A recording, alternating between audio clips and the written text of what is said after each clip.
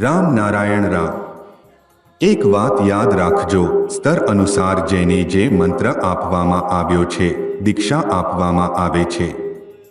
અહીં સાધક, મહાન, અવતાર, સિદ્ધ પુરુષ જે પણ આવ્યા છે, દરેકના મંત્રનું પોતપોતાનું કાર્ય હોય છે।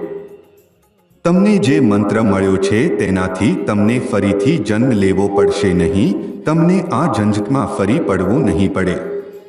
કારણ કે સમુદ્રમાં જવું એક વાત છે, નદી કે તળાવમાં જવું બીજી વાત છે। દરેક જગ્યાની પોતાની અલગ વિશિષ્ટતા હોય છે।